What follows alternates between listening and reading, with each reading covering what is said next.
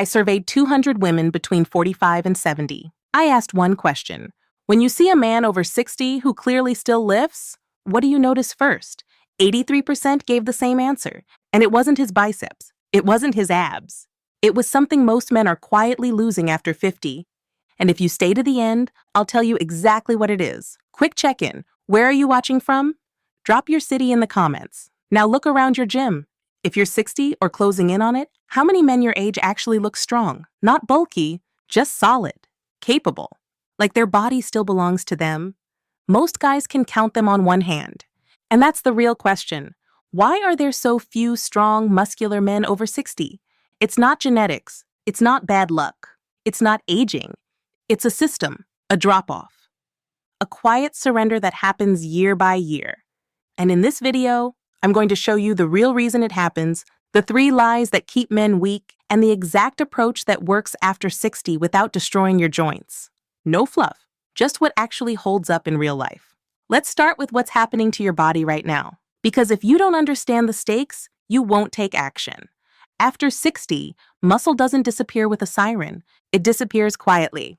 You make small adjustments. You stop carrying the heavy box. You save your back. You take the elevator. You sit down more. You avoid the floor. And none of it feels dramatic. Until one day, something simple becomes hard.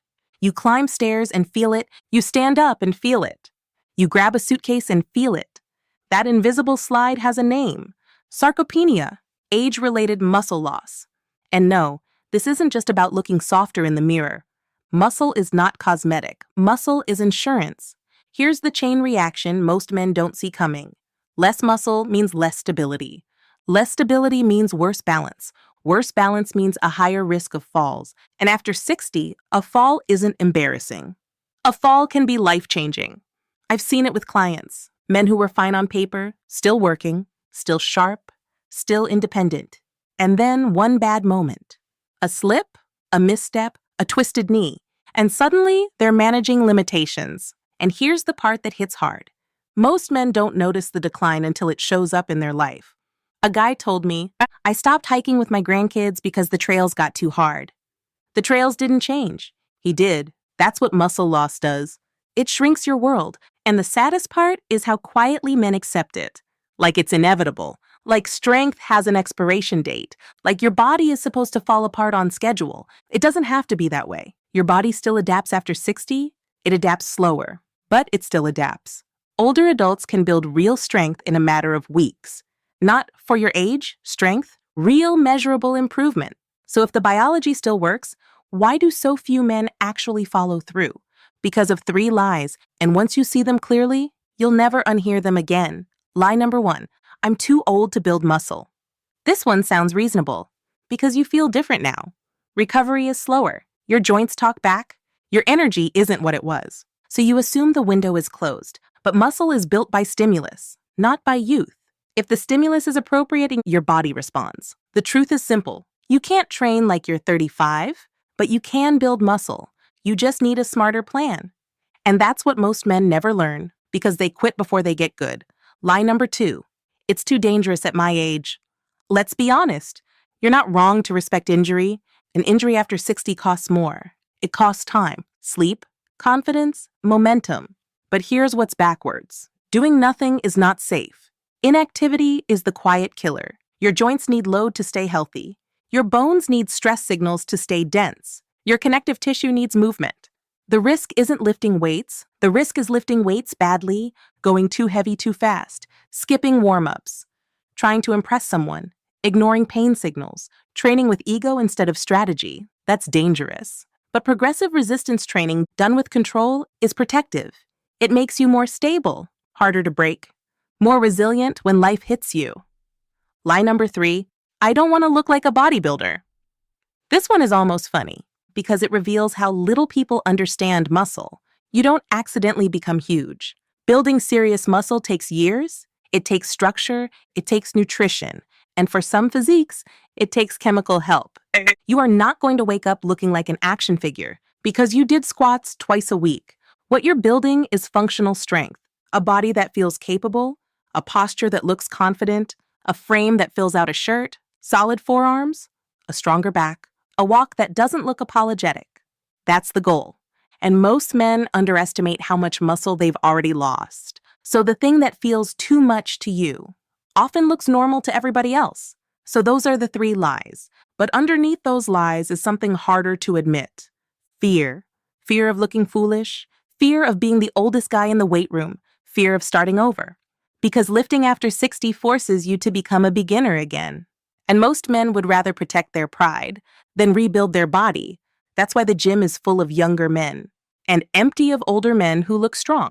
Not because older men can't, because older men won't be seen learning. So let's get practical. What actually works after 60? Here's the rule. If you remember one thing from this entire video, remember this. Frequency beats intensity. Most men over 60 don't need more hard. They need more consistent. Stop trying to annihilate yourself 3 times a week. Stop trying to earn your progress with suffering. Instead, do more sessions with less fatigue. 4 or 5 shorter sessions. Beats 3 brutal workouts. Why? Because your recovery is slower now, but your body still responds to repeated signals. You want stimulus you can repeat, not a workout that takes you out for 5 days. And here's how you structure it. You need movement patterns, not a list of fancy exercises. A squat pattern, a hinge pattern, a push, a pull, a carry, and some core stability. That's it.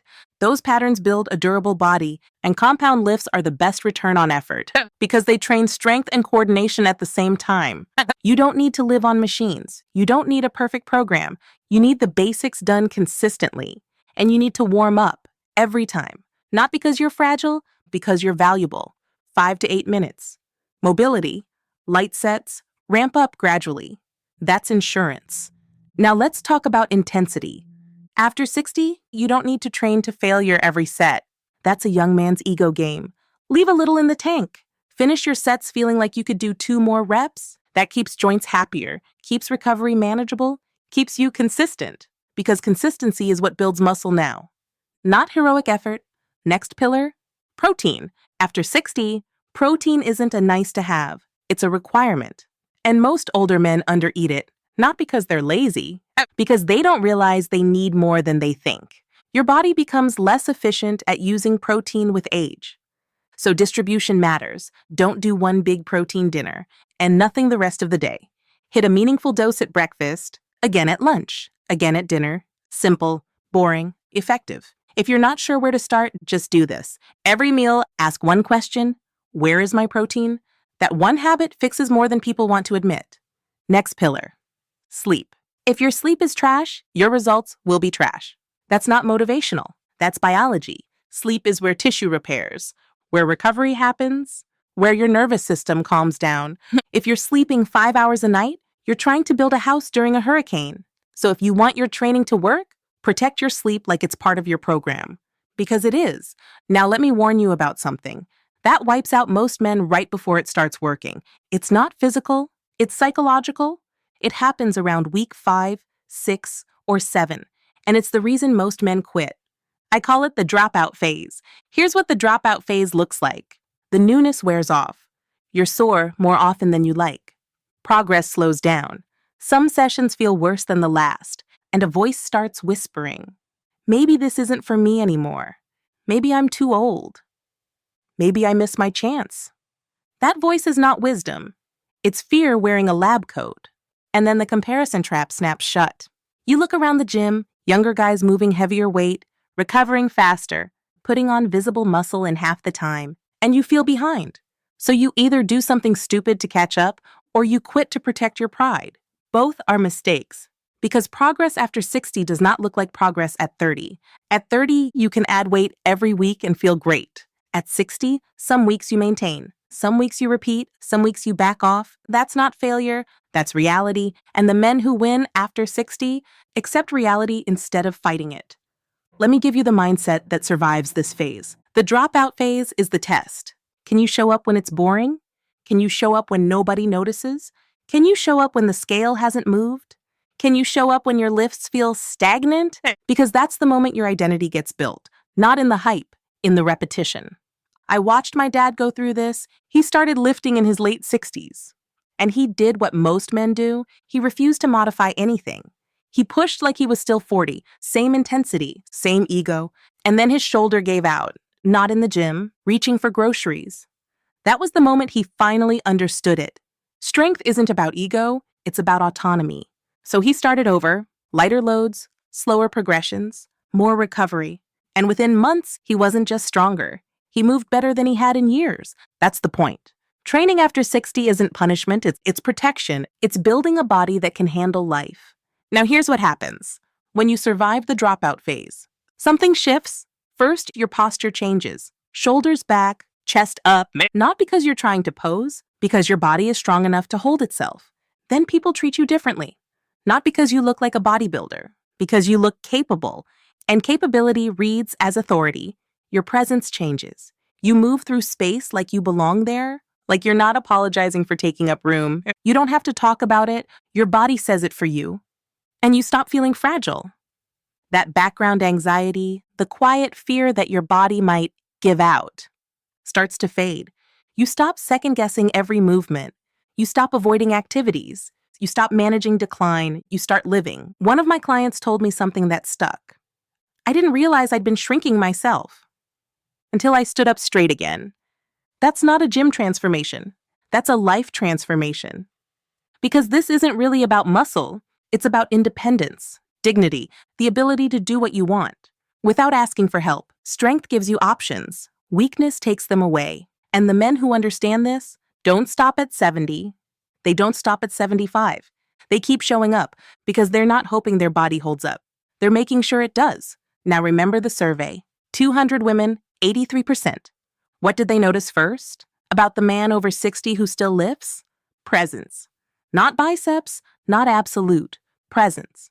The way he carries himself, the way he moves, the way he takes up space without apologizing, that's what strength gives you. And that's what most men give up quietly, without realizing it. But you're still here, which means you're not most men.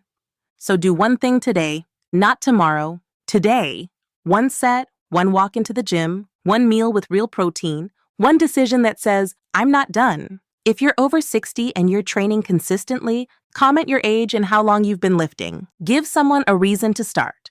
And if you're committing today, comment 2 words. Not done. Follow and subscribe for real talk on building strength that lasts. No hype, no fluff, just what works.